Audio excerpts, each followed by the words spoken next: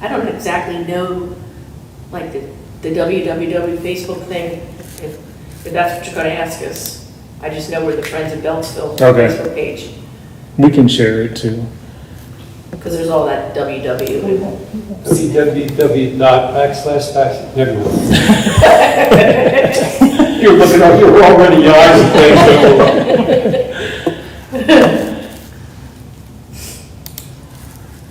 We'll try not to give too hard of questions.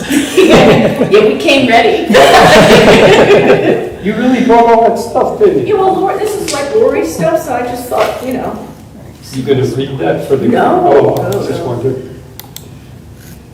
I just was kind of reminiscing what we've done over the years. Done a lot. We're gonna give you guys a quiz. Okay. All right. Where is Beltzville? How many acres is the park?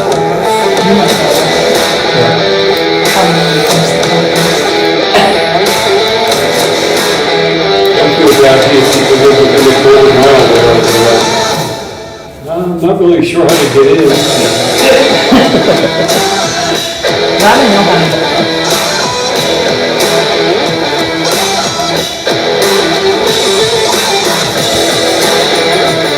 I guess I think I just liked your blog. Campfire lines, definitely, camp, that's his. Yeah, that's mine too. You're into everything, aren't you?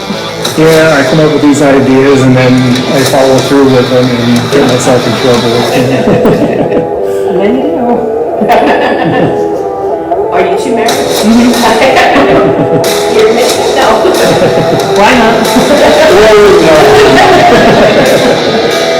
Whether you're Catholic or not, That's funny. If I pull up, if I pull up the part of the I can see how people comment. 72 and now 52 years. What was that? I was thinking how long I'm married, 52 years. Oh, wow. You're at the She 80. deserves to know. Let me tell you what, back then, I was Catholic and she's Presbyterian. For a long time, I was Catholic. She thought that we were Catholic, I never let me know. Mixed marriage.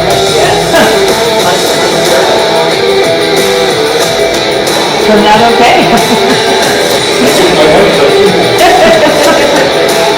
That's why you send them off to volunteer with us.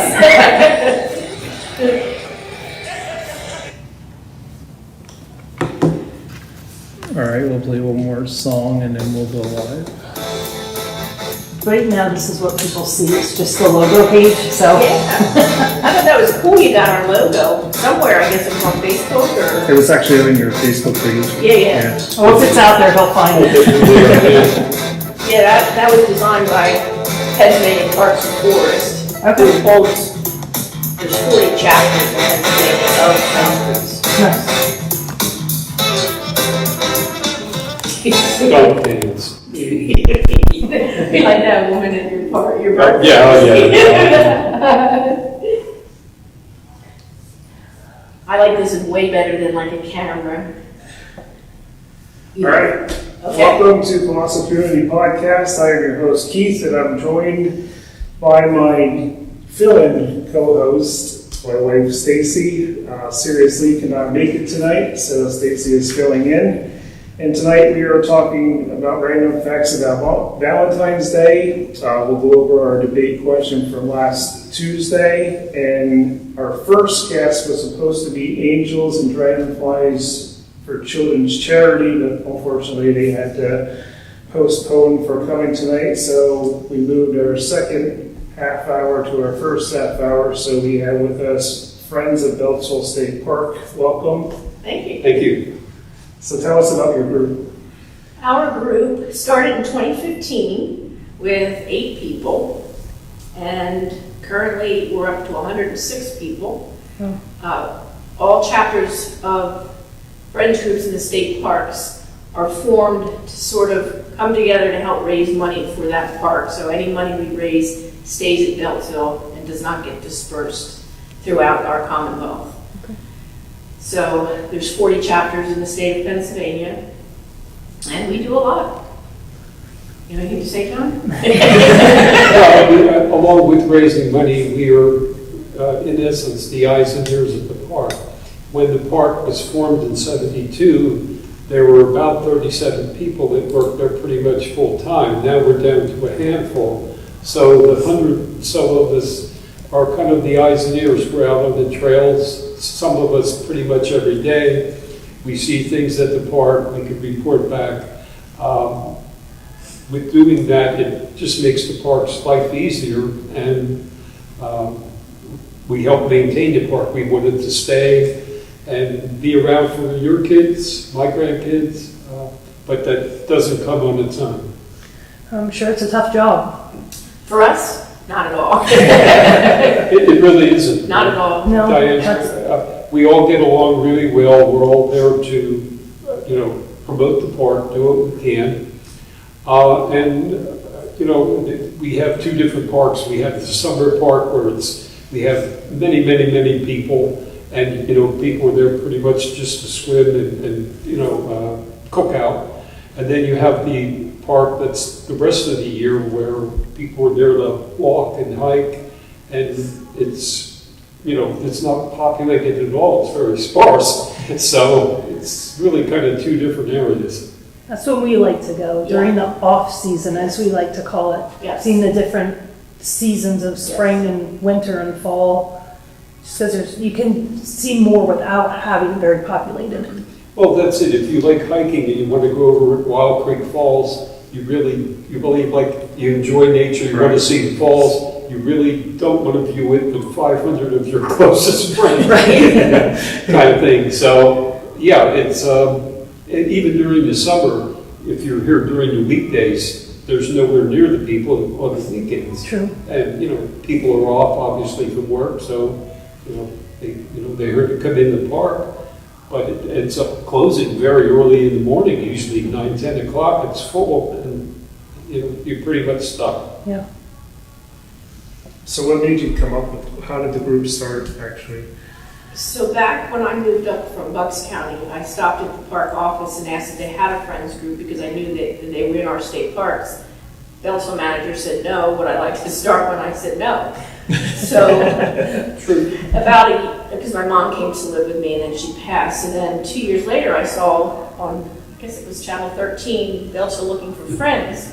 So I said to my husband, I'm going to go down and see what's going on. So I sat in on a meeting with the 7 or 8 of us and the president of Parks and Forests, and she went on to explain what friends groups are, and so she kind of let us know that if we'd like to be interested, she's going to send a survey. So I filled the survey out, and I've had leadership experience, but I did not want to lead it. We come back the next meeting to find out this other man said he could do leadership. So he sort of said, well, you do it. No, you do it. And I ended up doing it. And really, we kind of existed for 2 years and really worked hard at getting ourselves out there. And we worked with Keep Pennsylvania Beautiful, and they gave us a sign on the roads because we adopted the road. And then we just keep growing. Like, COVID shut us down as an organization, and then we were allowed to open. So we opened Friends Only, and we realized at that point maybe we'll kind of be a Friends Only group. So I forget, that's when we started saying, if you want to be a member, it's $10. But it's easier to manage that way because our hikes can be we have them every week, and we can go anywhere in the park. We have like Team Reach, so everybody knows. So we have a hiking group, we have an art group, we have people on the trails adopting them and taking care of them. We have a pollinator garden and a conservation project. We just redid Sawmill with 3 new bridges. We were asked by our park manager, so we have some really talented people in our group. So That's cool. I mean, we just keep doing and having fun. I know I am a member of your Facebook page, and I work during the day, so I'm always bummed when I see you going on these hikes, and I thought it would be nice to be able to get out there, but at least if there's people who are retired or if they have a day off when you do go on hikes, they're able to join you on a hike. Maybe that would entice them to become a member of the group. Well, that's really, I think since like last fall, I was posting those pictures, and all these people were asking. And once you get in, I say to them, if you want to hike on a Saturday or Sunday, and kind of, I won't say take leadership, but give us the date and time, we'll put it on Team Reach, and you know, you could have 20 people show up, members only. We had our first day hike, and we had like 400, you know, people from the public, Yeah. which will do another hike in Earth Day, but that shocked us, but didn't shock us. So we've had an influx of members, you know, joining, and even if they don't do anything, the $10 helps us, because our mission is to help the park. And or they have a town or a gift that they can share. Nice. So it's an endless, you know. So, yeah, we're a bunch more retired, but the recent group seems to be working people. Right. Nice. For us, we try to raise funds, but reality is that we are severely constricted by law. First of all, Beltzville State Park, the state does not own the land. It belongs to the federal government. Right. And the park leases it, or the state leases it for the park owners. So we have constraints that are both federal and state. And there's a very, very limited amount of ways that we're allowed to raise money. So, you know, it makes it a little harder on us because we just can't go out and sell chances, or, you know, we're restricted. We do things like pause cogs where we go and, you know, do the flyers and that. We do the ones that we do at the restaurants. Dine and donate. Dine and donate. We have the table where we sell things, shirts, caps, things like that. Yes, cool books. Yeah, and we do as much as we can, but you know, there's restrictions. A lot of state parks have campgrounds, and they make money off that. We don't, and And we fireworks. never will. Yeah. So, you know, it's just a little bit more difficult for us. So we have a social aspect. Right. Have you ever thought of running a photography contest? Yes, actually, different times we have, it's kind of like there's a core, we have a board, and then that board, we're like the worker bees, and then the other people fill in, like at First Day Hike, we had at least 20 volunteers, you know. So that's always, you know, wondering what we can handle as a core group, because if the volunteers don't come out, so that's like First Day Hike, you know, now we know how we can do it better, because we had a large group. Right. We put on Fall Fest and Art in the Park in the past, but the weather wasn't so good. But I would say they were successful because we gave away pumpkins for the children. I mean, everybody that came enjoyed the events. We had Godfrey Daniels playing music like the whole time, so hopefully we'll come up with the Dine and Donates have been good for us. So. And the local people have been, and businesses have been extremely supportive. Yancers donates to us. Lowe's built us a shed because we needed one. And Schmales. Zimmerman's, you know, and really, honestly, if you go to Zimmerman's, Tom will just say, "What do you need?" You know, whatever it is, you know, we'll supply it, and that's what makes, you know, our group run. You know, just as simple as that, the local support. Nice. So how can people join the group? So there's like 3 ways. You can go to the park office, and pick up a membership brochure. Also, at the Environmental Interpretive Center, there's a little free library, which we actually had one of our board members build and register with Little Free Library. There's 2 little containers with memberships. Or you can go to Pennsylvania Parks and Forest Foundation, and there's a tab for chapters. So you would go down to Beltzville, and there's donate buttons there. Okay. So it's $10 for membership, 20 for family. We are increasing our membership rates at the end of February, just because our organization is about raising money, and we offer so much to our members that if there's any hardship, we say to people, just let us know, but $15 is not really. And we'd like to do projects within the park. One thing that we'd all like to see is, I don't know how familiar you are, but the bridge, the covered bridge that's in the park. That's originally from 1841. They floated it down, put it in place. Buck family built it, so locals built it. and we're primarily responsible for saving it because all the other bridges were destroyed. Right. So we'd like to see that, and now the park manager, Ben Monk, is making inroads with getting it, stuff done on it. Because environmentally, it hasn't been treated or anything in a long time, so the first step really is to kind of take it apart and have all one treated, and that's when we looked at it, how many years ago, 3 years, 4 years No, ago? not- We were looking at like $200,000 then. Wow. And frankly, at that point, it was kind of beyond our means to generate that kind of money. Right. We had high hopes. So as we get bigger and, and move along, little by little, we'll get it done. Because, like I said, it's the only one left, Right. except for the one little gap that everybody keeps hitting. You're not able to enjoy that one as much so, because you can't go and walk on it without, having to worry about cars. They're a little gap, or at least at Yeah. Beltzville. There seems to be a lot of places where a lot of people like to go to get photos and. For weddings and Oh, stuff. yeah. Absolutely. Yeah. We see a lot of the local schools with their, proms and homecomings and dances and, like you said, weddings and family pictures all throughout the year. It's a Yes. very popular area, and we're very fortunate to have that covered bridge because, there's several throughout the Lehigh Valley area, but for our area, that's where you can go and get those pictures, so. Yeah, and when we started the project years ago, we had an engineer come in. It was like my husband and John and I really to back the bridge project.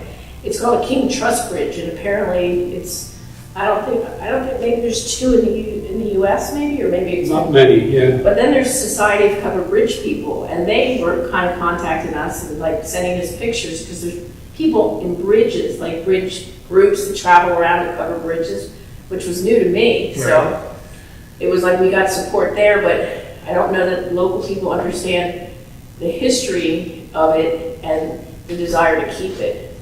I'm kind of not from the area, so I don't have all of what happened here originally. Right. Which could be good, maybe bad, I don't know.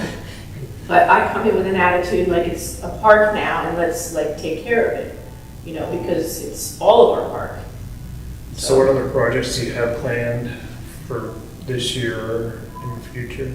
Well, we're going to continue with the conservation project. We're taking invasives out and planting natives, mostly behind the EIC, which is sort of our headquarters.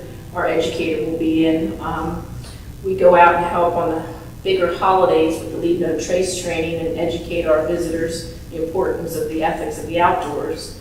Offhand, we're three of us have been trained in the Arthritis Foundation Walk with Ease program, so we'll be offering that at the park maybe spring, maybe fall. We're still working with the president of Parks and Forest. And there's something else. Earth Day. Earth Day hike is new. And then come near December, we're going to have maybe a candy cane hunt. Oh, that was fun. Nice. So again, those things are public, but we continue just like we have kayaking, biking. The members have so much. That's nice. Yeah. We had a kayak program. Cindy went to another park. Our educator. So, yeah. Anyway, bottom line is that now our one environmentalist, Rob, has been certified, and now we can pick the program up again. So we have about 22 kayaks, 2 of which are handicap kayaks. We can actually put a quadriplegic person in and get them out. It has a pontoon. Oh, wow. So we're looking forward to this year, regenerating everything, and people sign up and come, and we teach them how to kayak and take them out to the falls. Everybody has a good time. Nice. We've never lost anybody, lost a lot of keys. But, we explain that keys don't float. Yeah. And our educator, he's seasonal, so he'll be coming back in March. And we work closely with him and help him out because he's just one educator. And then our manager may have, who knows, he doesn't ask much of us, and that's what we're here for, but the state, I guess they get money and they have to wait for it. So who knows what Ben might have for us. And his job is difficult too because he doesn't have a lot of full-time staff. He's got, seasonal people. And it's like any other government job, they're working and they're happy here. And then a better position opens at Hickory Run or wherever, so then he starts the process of getting somebody, and it's a continuing thing for him, so kind of makes it difficult to, have all your ducks together on the same page. Right. You're constantly changing, Kind of so. like a continual training process, really is. where you get your It really feet wet and you move on, Yeah. and then you start over. Yeah, I know that's tough. He'd like to retire here because he's got children that are in the school system and he's coaching and stuff, so, I think he's done a great job, considering it was, issues at the park, but sometimes I think the issues are bigger, online or in a newspaper than they really are. So that's part of our job too, is to educate ourselves as to how these government agencies work so that we can educate, the local people and the visitors. Like when we close, people are migrating to the game lands, which is not where you're supposed to have them. Right. So oftentimes I'm there educating and they didn't realize it. So And we if can you be see anybody at any place with the shirts on, don't hesitate, to go up and ask them or get information from them, because that's why we're there. All right, we do have somebody here that has a suggestion. How about a kids walk, Pokemon Go walk? And I'm sure it'll draw a crowd. Yeah, we actually, our board is kind of trying to figure out ways to bring in more youth. So they call it a Pokemon walk. Yeah, I'm not sure if you're familiar, there's an app on the phone with Pokemon, and it's all over the place, the different places that you walk and you earn different like tokens or different characters. It's like a lot of times you'll go into town and you'll see like a group of people walking, and this will be them with their phone, and people aren't aware of what they're doing. They'll just be like, what are these people doing? And it ranges from youth up to adults, but they end up following these maps, but it's an app on the phone, and people will ride their bikes to, earn these items. I mean, we personally don't do it, at least No. I don't know if he does, but it is something that is quite popular. See, we need young people on our group. Like, we have grandkids and we're learning through our grandkids, but oftentimes it really, takes the community to reach out to us and ask us questions, because our ideas might not work, so. Because geocaching was very Yeah. popular. Right, yeah. We like doing that. Yeah. Not so much now, but I mean, it was then. It still is pretty popular. Yeah, it's still pretty It popular. is, yeah. Yeah, we have a few spots in the park. A friend of mine came from Bucks County, and we found the geocaches in the park, which was kind of cool. I know we were out by, was that Wild Creek? Well, We did geocaching up by Wild Creek. We didn't find all of them, Yeah. but we were out in that area. On Chrisman, there's a few, Chrisman Trail. yeah. Yeah. Right. Emily, who commented about the Pokemon, she goes, I'm totally open for brainstorming. I love this park. So, It's Emily, she's with Hardship Heroes. If you've seen her nonprofit organization, that's Emily's with Hardship Heroes. And she's a great resourceful person to bounce ideas off of, so we love Emily. I guess if you could ask her maybe to private message to friends in Beltzville. right. Sure. I can be in touch with her. Yeah, we did. Got that, Emily? We had like phone numbers, but COVID came in and just was kind of chaotic in the park. We just strictly have the Friends of Beltzville's Facebook page. We have no website. Right. We did have a website, but we didn't feel that people used it enough. Yeah, I mean, we got more hits from Twitter or. No, we're not on Twitter. But I mean, Facebook. people's Facebook or whatever, than the website. So it just, didn't make sense anymore. Right. And I think the posting of like, we did this art group, I put something up there and everybody's like, when can we take this class? We're like, oops, it was just a member donate Oh. thing. So maybe we will offer this, because we kind of heard from the people on Facebook. Well, a lot of people are into doing like different types of painting events. Yes. Yeah, so we were going to do something when we had art in the park, which is a one-day thing. We were having a woman that was going to do that, what do you call them when they have the paint and sips or something? Mhm. Forget of alcohol, but paint and tea or something. Yeah. Really, we're all volunteers. Yes, some retired, some still working, but it's volunteers coming together to say, this is what I'd like to do, and then do it. Like, I can create programs, which tends to be me with the brainstorming these things, but I want a whole lot of us to do this, so it's not just my job. Oh, yeah, we're always open to ideas, just like that. Where, I guess where we run into problems is somebody comes in and says, want to solve world hunger. Great, how are we going to do that? Oh, I don't know, that's your job. You're the board, you know. I'm like, well, yeah, you know. So sometimes you just got to take it with a grain of salt. Yeah, you know. Right. Because we're limited by, you know, how much funds we can raise, and, you know, how do we raise them, and with the hours that people can do things.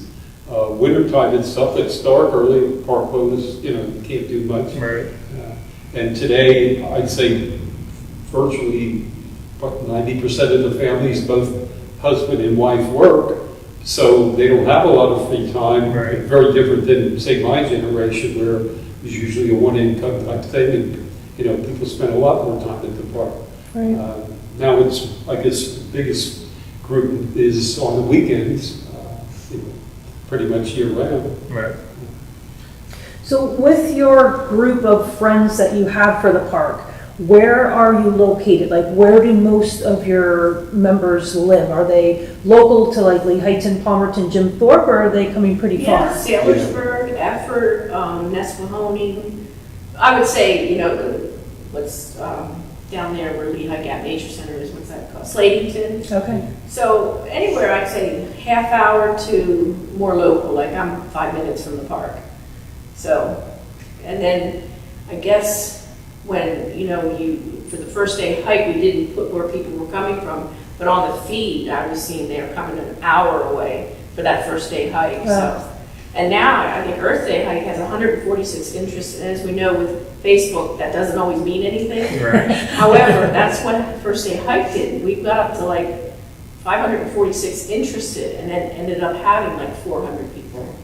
I was surprised to see the amount this year. But for it's your very hike. weather dependent. With the 1 year, the first day hike, the one person went out on the hike because the weather was so bad, and that was the park manager, Alma. Oh, that wasn't the first year. I think that was our second The year. second year, but She I mean, called 1 off. year was just one Oh, person because it was so bad. Wow. So you She never called really it off. know. She called it off, but she said, I'm going to go over there anyway. Yeah, gotta have somebody go. And it runs the same with hikes. I've already, led hikes where nobody came, so I just went myself, and I'll call her and talk to her and say, oh, it's nice. It's snowing, I'm going to go Wild Creek by myself. So, Nice. So those that don't know what a first day hike is, can you explain that? So first day hikes, I want to say, started about 11 years ago up in Boston. And it was really, I guess, a state park that just kind of said, it's the first day of the year, let's get some exercise, let's get outdoors, so you're not having like hangovers, get rid of the calories, what you consumed. And it's just kind of populated. Like our park, the first time we had first day hike, I would probably say there might have only been like 10 state parks in Pennsylvania that had it.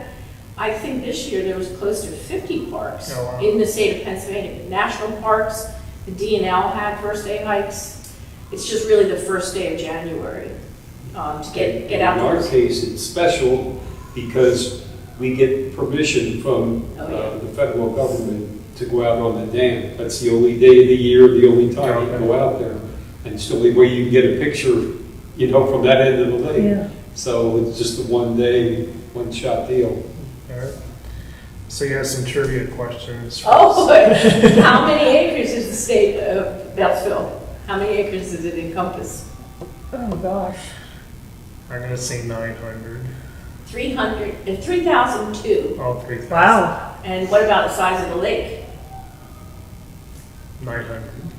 946. 46, Yeah. How many miles of our trail systems do we have at Beltzville? 20. 16.6. Wow. And how many state parks are in Pennsylvania? Oh, State parks In in Pennsylvania. yeah, Pennsylvania. how many state parks? I'll say 22. Many, you have a guess? I'm going to say 1,000. We have, I'd like to help you. 124. And we have 20 forest districts with a tally of 2.2 million acres that the Department of Conservation manages throughout our state. Wow. And how many friends groups? are in our state. Well, I remember you saying that. I paid attention. You said 40. Yeah, but I think it's actually 49, give or take. Okay. If you go on to Pennsylvania Parks and Forests, the only nonprofit group in our state that supports forests and state parks. And there's like 6 people that are in this foundation, and they have all these chapters. And I probably think we're the bigger of the chapters. Yeah. Our bank account is the lowest. Some of the parks really raise really good money because of the firewood sales. Okay. And the projects, like they build pavilions, put in playgrounds. I guess our first thing that we sort of got credit for was the ADA ramp, the kayak ramp over at Preachers. It was a combination of Parks and Forests, our first manager, and grant writing from. So, what other trivia? Raising money, as we said, is problematic. When you mentioned about, other bridges, in Pennsylvania, wherever roads go over, ironically, if we had been able to leave it in place and the road went over, we would qualify for state highway funds and a whole long list of other funds to help keep it up. But since we don't anymore, it all went bye-bye. It's just foot traffic now. Yeah, I mean, But it's still preserving history, so it should still qualify for something. Yeah, in fact, I just read in the newsletter from DCNR, there's how many graveyards are in our state parks. They didn't come up with how many, but there's a bunch of people that work for DCNR that are like historical people and try to preserve our state parks and the history of them. And we have, several farmers that used to have it, and we went out for a history hike where Crispin put on, and he was showing us different places when the Crispin farmers farmed. And I think there's a local woman that's on a webpage with the history of, what was it called, Little Gap? No, Oh, no. Big Creek. Okay, Big Creek before Beltzville. And right across from Wild Creek is the Kidler School, which Right. used to be up at the crossroads and he moved. And Roy and his family, donated the land for that. And for anybody out there watching this that wants to have some idea of what Beltzville was like before the park was here, if they go on Big Creek before Beltzville State Park on Facebook, you will see many pictures and anecdotes of what the area looked like, before the park was put in. Right. I believe your mom has told us about that. Yeah, it could be. Yeah. Yeah. And the park was put in as kind of as an afterthought. Beltzville's there, one, to control the water on the Lehigh, floodwater, and to keep, the salt line where it needs to be for filling, because the Lehigh drains into Delaware. So, they made more use of it by, adding a state park to it. So it's, you're there, you're important, but the reality is the importance is really the floodwaters, that's Right. Francis Walter, same deal. Now, just about a month ago, the water was pretty high. It was kind of like flooding out of its banks. And people were asking why they couldn't release, but they were saying the overflow was full, so they couldn't release into the overflow. So that's why the water was higher. Yeah, and I guess that's where the Army Corps, that they control the dam, and I often post the dam information, not that it makes sense, on our Facebook page, but it's quite complicated, I guess, Because you figure that the Lehigh's like a 110-mile tributary of the Delaware, and people think of each individual one as something by itself, but it's really part of the whole system, and the Corps manages the whole system. What may not make sense in Furlong makes real good sense maybe up in Whitehaven, so you have to kind of leave it up to the engineers to, do it the right way. That's why they have to have specific engineering backgrounds that you normally wouldn't think of, but it does make sense. So do you have any fundraisers coming up? We have another Dine and Donate coming up. Let's see. It's up at Red Robin in Bartonsville on February 29th, and they're kicking back 20% to the Friends Group. Wow. And then we have, the new project we're working on, bags to benches. So we're collecting plastic bags and recycling them. We've currently got 521 pounds. We have to reach 1,000, and then they'll donate a bench to the park. Nice. We're going to be at an outdoor expo over Franklin Township Fire Company. We invite anybody to come to our general meetings, which are bi-monthly, And that'll be, the next one will be April 8th at 6 p.m. at the Environmental Center. Earth Day Hike, the Sapori restaurant will be March 5th for Dine and Donate. And then we'll be at the Expo Doyle Heffley puts on up in 903, March 23rd. That first. Okay. And then keep your eye out for this Walk with Ease, which is an arthritis foundation program. I believe there'll be a cost because they get a book, but it's a pretty interesting thing for people who want to maintain health.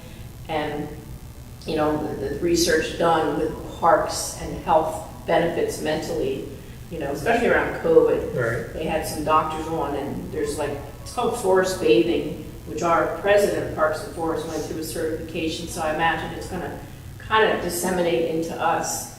I think anybody that's an outdoor person, we all know the experience of what it is, but there's a lot of people that have never been in the outdoors, and they're actually doctors writing prescriptions to get in the outdoors. Right.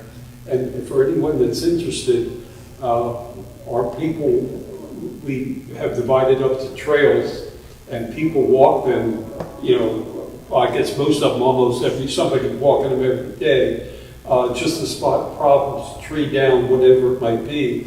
And then they'll call the office or we have a system set up, and it gets taken care of. So even if you're just somebody that walks with your dog down Trinity or wherever, join up, and if you see something, say something.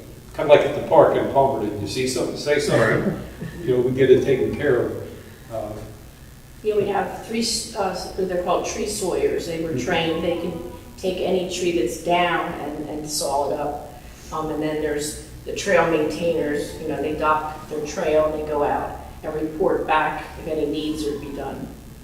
Nice. Yeah, we have a lot covered. Yeah. So you certainly cover a lot more as a group than what people might realize. Yes. So it's definitely is a great way to get awareness out to people and let them know to check into the group and see if it's something that, is of interest to them and they want to join. Yeah, and bring, I say anybody that comes in new, if you have an idea, don't hold it, bring it to the table, and, anything's possible, and we're a community group, it's not like we run it as a board, it's the community together. And it's a great bunch of people that care about the planet, and they care about our park systems, and then, the conservation, so, and we have a lot of fun.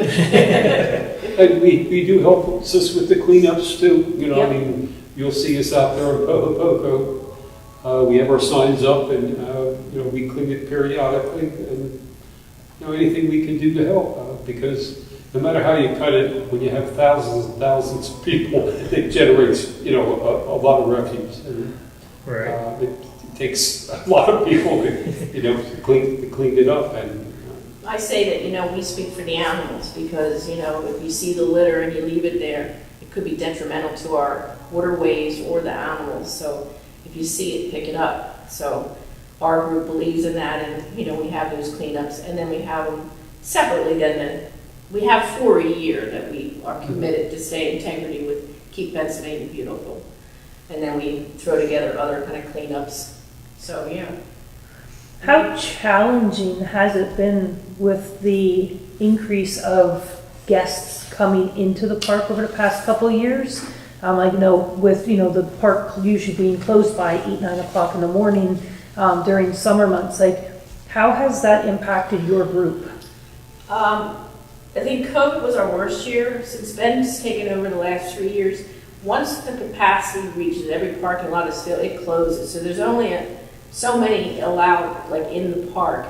And as a group, there's only 3 times that we go in and help. So it's not affected us. I think the tough part we say is, they close the trails like Wild Creek or Crispin Trail. I would prefer seeing that closed because the devastation that folks did. Right. And we had that drowning last year in the game lands so it hasn't, I don't believe, affected our group. Good. We hear a lot of negativity, and it gets old, If you don't want to do anything, then just don't do anything, but don't tell me what we should be doing, because we're doing everything we can at this point. Right.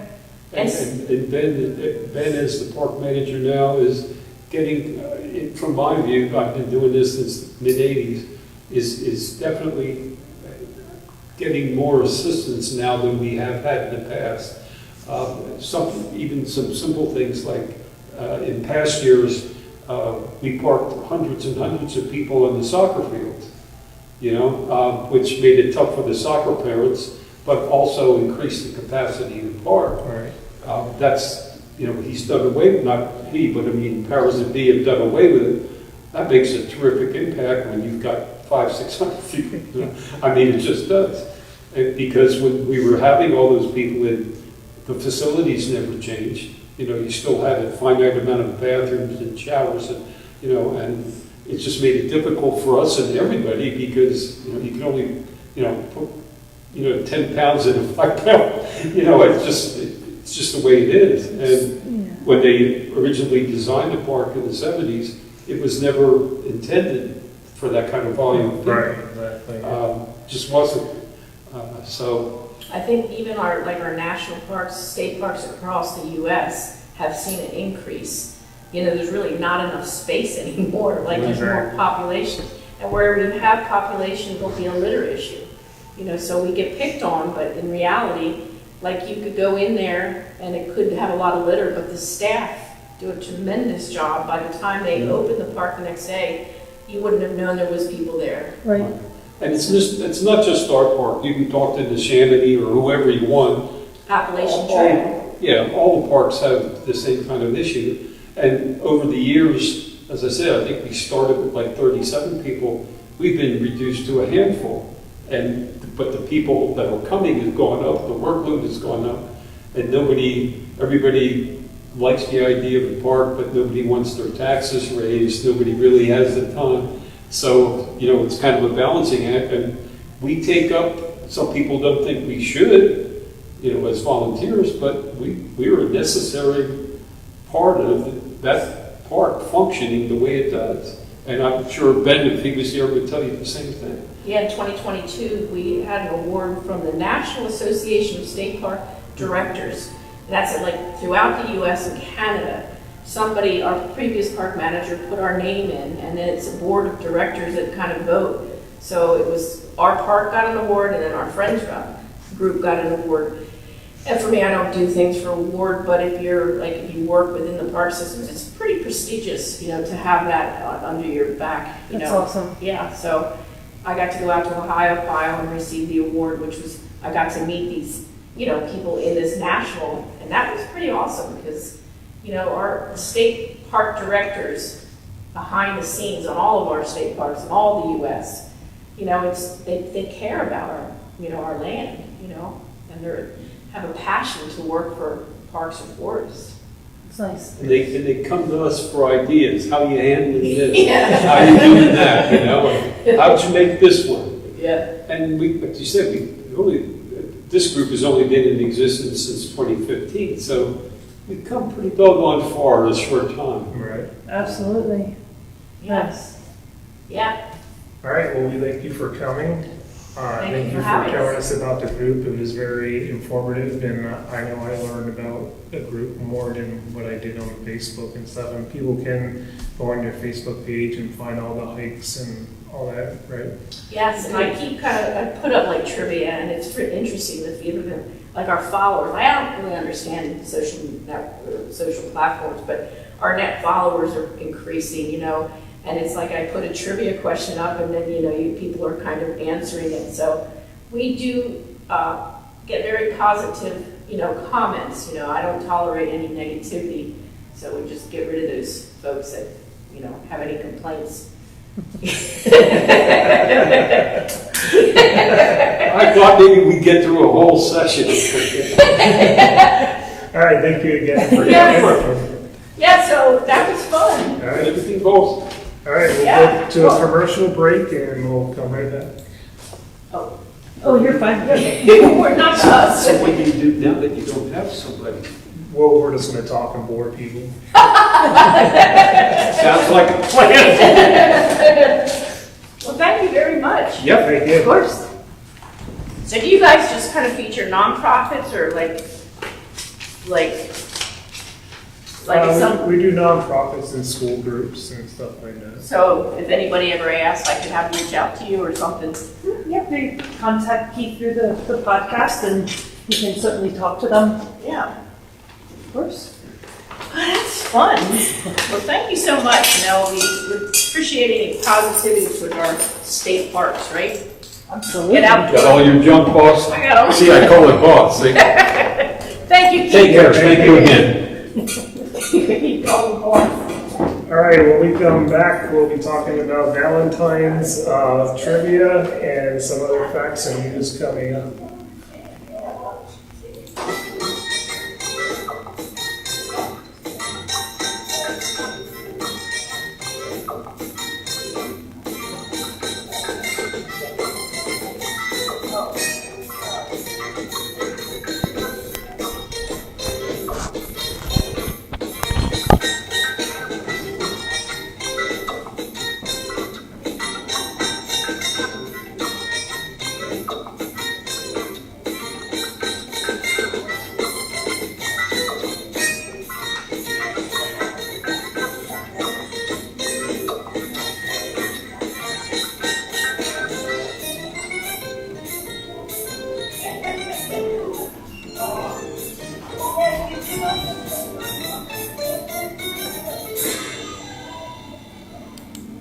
They've become a solid member of the community in the past 5 years. They take pride in the quality, freshness, and variety of their food. They're known for their warm customer service and friendly staff, lunch specials, and fun food. It's Cindy's Deli, located next to Pfeiffer's Ice Dam in Franklin Township. A wide selection of sandwiches and wraps, which are prepared fresh daily.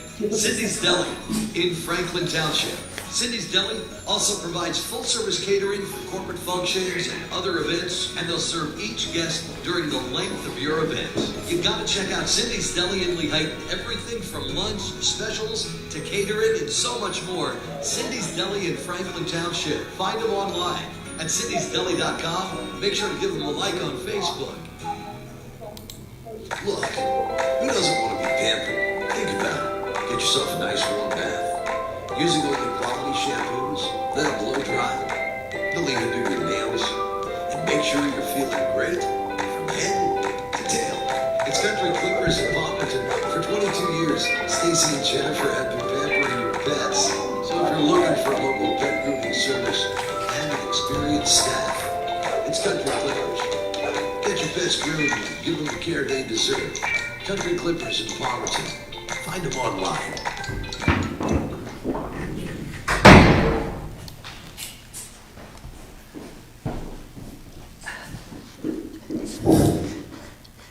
All right, welcome back to the Colossal Community Podcast, and it was very informative about the Beltzville group. I don't know about you, Stacy, but I learned a lot.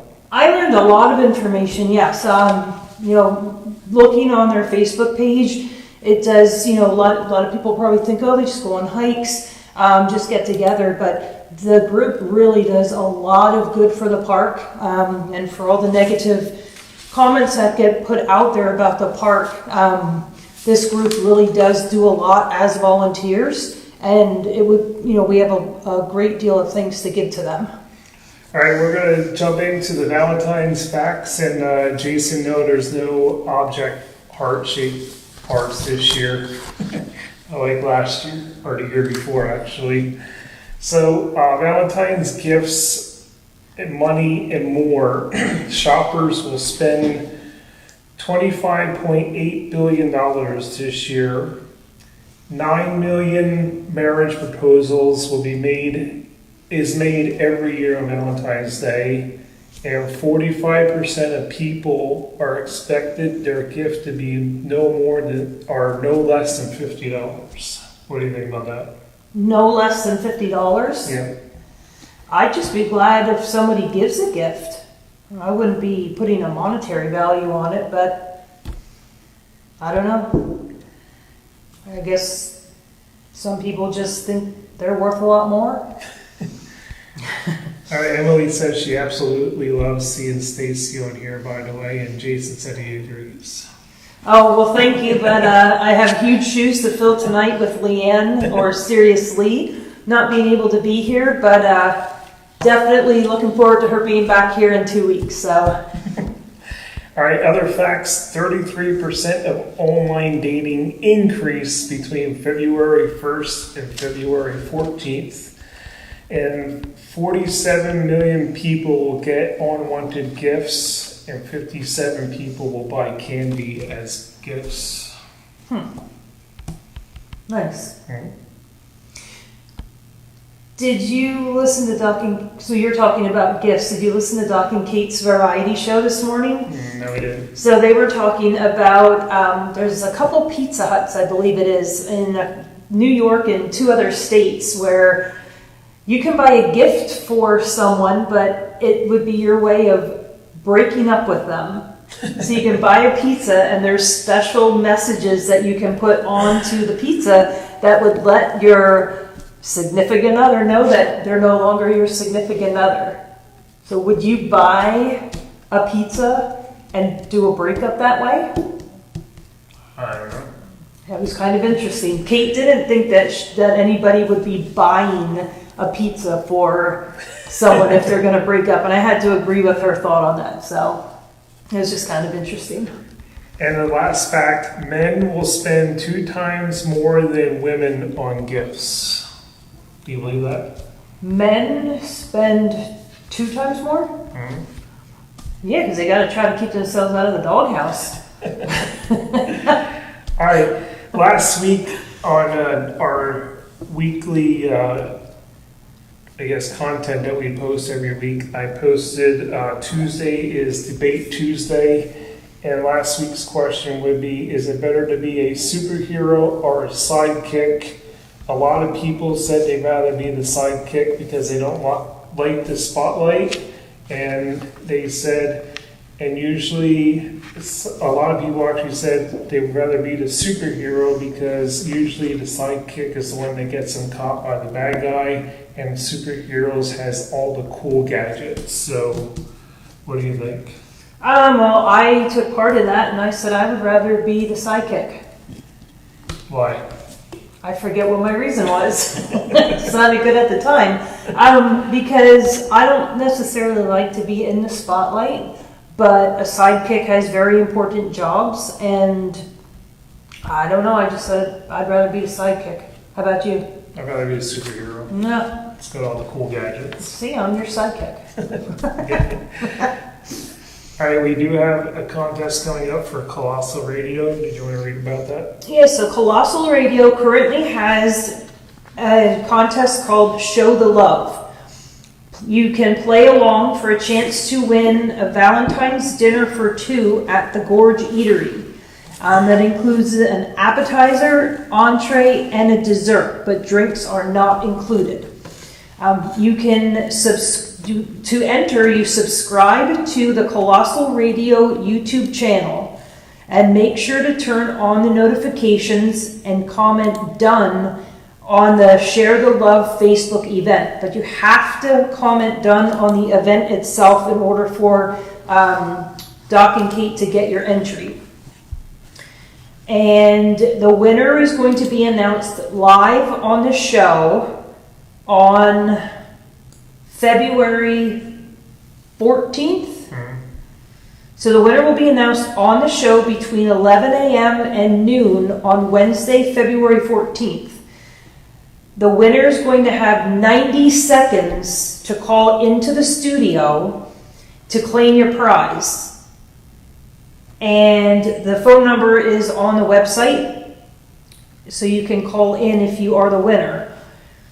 But the prize needs to be redeemed between February 14th and February 17th here at the Gorge Eatery at the Hofford Mill in Weissport. So it's a great way to get a Valentine's meal. There you go, Jason. You can enter to win and take Crystal out. All right, other things that are happening with Colossal Radio. Don't forget the Doc and Kate show every Monday, Wednesday, and Friday at 9 a.m. till noon. And the Doc and Friends show is Tuesday and Thursday at 9 a.m. And then Monday through Friday at noon till 1 is the Lunch Rock Hour with all your favorite rock music. And then Monday through Friday, 1 p.m. to 4 p.m., the brand new show, Uncle Kevin's Show, is on. He's playing all your favorite music and doing other bits in between. And you listen to that pretty often? I try to listen to Uncle Kevy in the afternoon. I do have to try to refrain from literally laughing out loud when I'm in the office with all my coworkers. But sometimes I can't hold back and I do kind of laugh. But he does a great job with that show, so be sure to check it out if you have not already done so. And then every Tuesday night at 6 p.m. to 9 p.m., Oldies with Ike, playing all your favorite oldies music. You can check that out. And of course, you can listen by downloading the Colossal Radio app or go on to colossalradio.rocks and listen on the website. And you can also enable your skill setting on Alexa and listen that way. And there's another new show Friday, 7 p.m. to 11 p.m. with the Retro Rock with all your heavy metal favorites. Yeah, I kind of like that. I like that show. And make sure you do subscribe to Colossal Radio's YouTube channel because there are going to be new videos popping up. And also subscribe to our YouTube channel as well.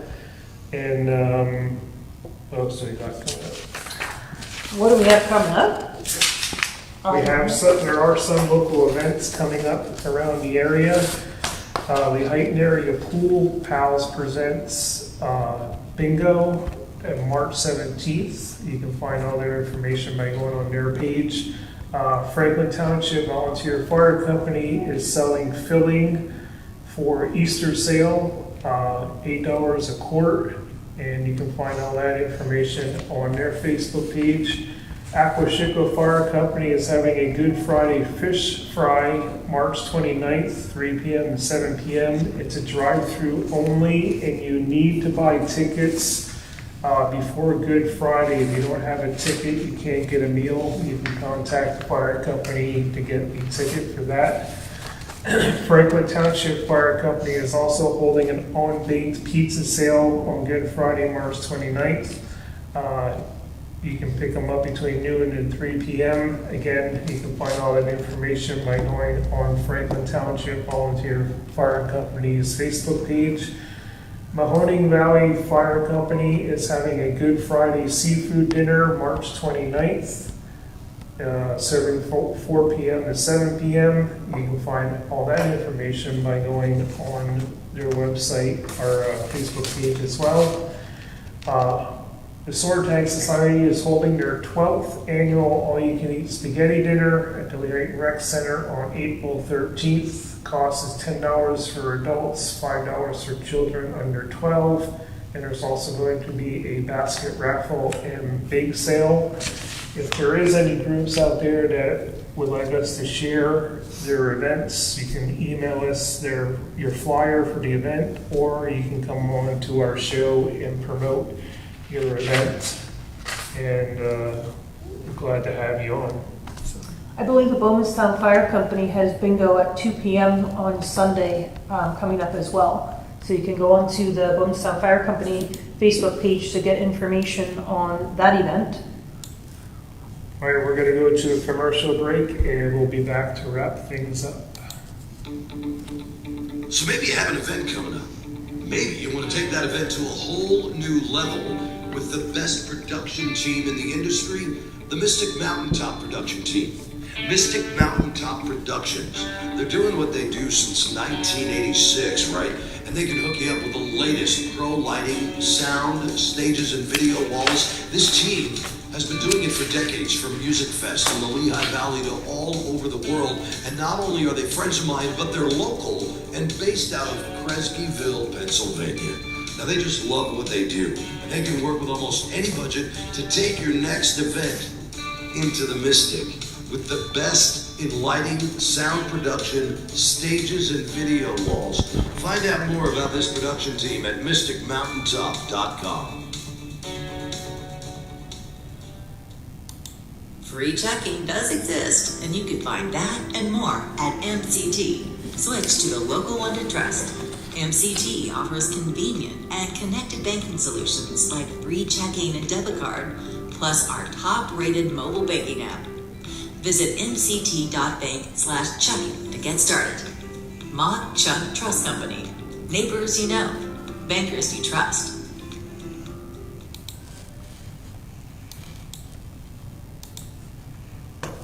All right, that's going to do it for tonight's show. Our next show will be February 26th. In the first half hour, we are going to have members of the Lehighton Community Crime Watch group coming on.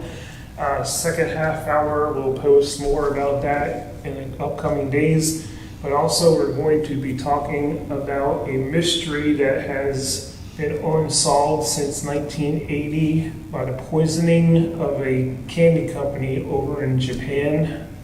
Oh, Yeah. that sounds interesting. So we'll talk more about that. It's a unique story. Happened in 1980. It's called The Mystery Man with 21 Faces. And then March 11th, we are going to have Palmerton High School Drama Club come on and talk about their upcoming play.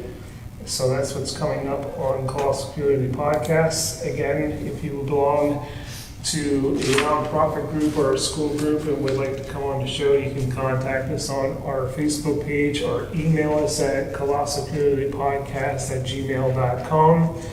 And that's going to do it for tonight. Thank you for being the fill-in co-host. You're welcome. I'm definitely looking forward to Sirius Lee being back here in action in 2 weeks. So give a shout out to Leanne for tonight. And Sherry from the Angels and Dragonfly Children's Charity, who could not make it tonight. We do look forward to getting her rescheduled and being on a future episode as well. Make sure you follow and like our Facebook page and our Instagram page and subscribe to our YouTube channel. And you'll find out all the information coming up on upcoming shows. Again, that's going to do it for us for tonight. Make sure you tune in to the Doc and Fred show tomorrow morning at 9 a.m. Have a good night.